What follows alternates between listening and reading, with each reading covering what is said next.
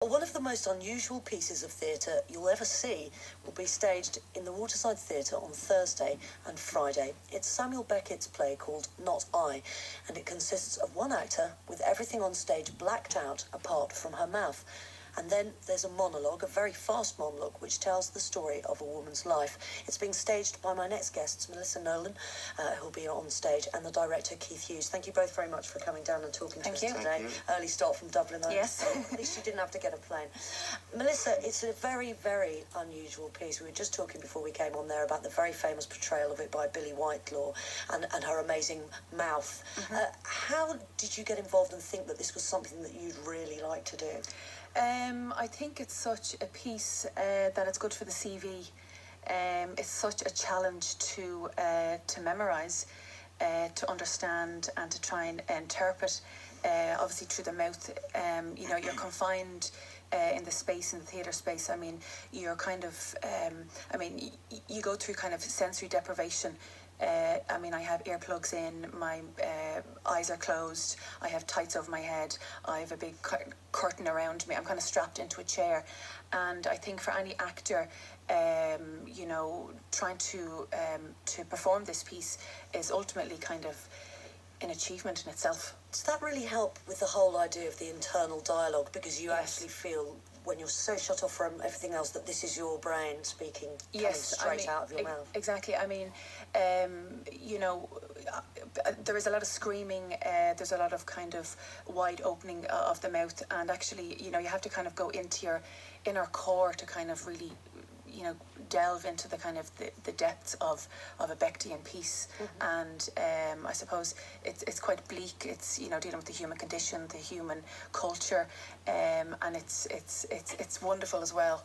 It's kind of it's bleak and it's dark, but it's such a challenge to do and to perform, and to get to the end is a struggle in itself. Is it a struggle for the audience, do you think, as well? What do you think? I would say, yeah, it is. It's challenging. Very challenging. But I think you don't know what's happening when you first see it. Like you'd have to see it maybe twice or three times to really get a knowledge of it. But it's more visual the first time. Yeah, it's a visual and an oral composition. I think you have to experience Beckett. It's easy to read text, but I think you need to experience it, and that's. With all your senses. Exactly, with all your senses, and I suppose it's not put on very often, which is good. So you don't get it's not seasonal. Sure, but that's the next question I was going to ask you. Actually, Keith, is it widely performed? And Melissa said no. So why did you think it was a good idea? Well, I fell in love with the play. I think it's because of the visual, the mouth itself. I think it's because the actress is actually blacked out. I think the focus is purely on the mouth, the actual muscle. You can see inside the mouth. You can. It's basically it's like this fragmentation of words that just come from the brain straight into the mouth. So it's basically that hole. Yeah, the mouth is kind of seen as a vehicle. It's like when you watch the Billy Whitelaw piece, it's like a tunnel with gates on it sometimes. Do you know what I mean? All sorts of strange images flash up in your head, and you just, after a while of watching it, you stop looking at it as a mouth. Exactly. It stops becoming that. Yes. Yeah. Because it's so disassociated from everything else. I think it creates its own identity. You stop seeing it as an actual piece of the face. It becomes this voice, this actual real thing. This torturous soul, kind of, basically. And I know in 2001, Beckett on film was about 11 or 12 of his pieces that was filmed, and Neil Jordan took it upon the Not I text. Great and chose Julianne Moore as the mouth. Now with Beckett, you're supposed to keep to stage directions, where in the Julianne Moore piece, she walks into frame, so you can see her, and you can see her, her whole face, and then it's just kind of edited that it's just the mouth. Where with the Billy Whitelaw one, it's more haunting and more kind of dark and disturbing. sordid and disturbing, exactly. And it disconnects you, you find you Exactly, get all- yeah. Do you favour the Billy Whitelaw Yes, performance? thoroughly. Absolutely. I think it's just a phenomenal piece. I think it's more of an art. Well, that's exactly what I was going to say. Yeah. So without being more pretentious about it, it's more of an art form there. Yeah, it is. You're going to do a piece, part of the piece for us. If you I could am. set it in some context, if that's possible. Yes, I'll do the first piece down to the first movement. Okay. Out into this world, a tiny little thing before its time, and I got for what? Girl? Yes, tiny little girl. Into this, out into this, before her time. God-forsaken hole, cold, no matter. Parents unknown, unheard of, he haven't vanished, thin air, no sooner buttoned up his breeches. She, similarly, 8 months later, almost to the tick. So no love spare that.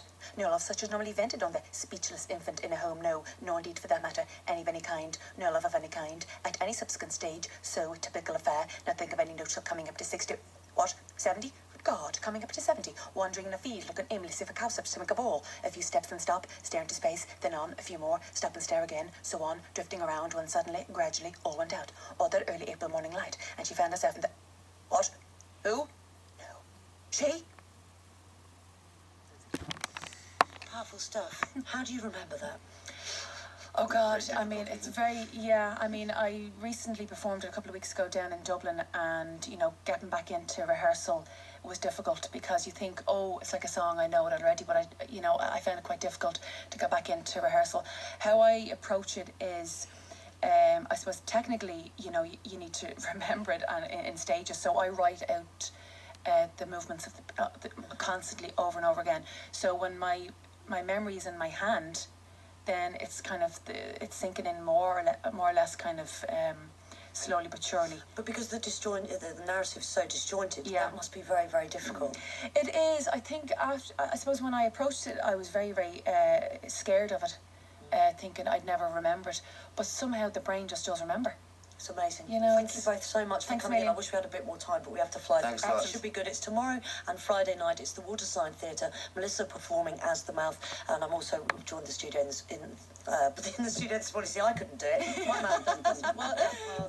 Well, the director Keith Hughes. Thank you both very much. Thank you. Thanks for the time to come in.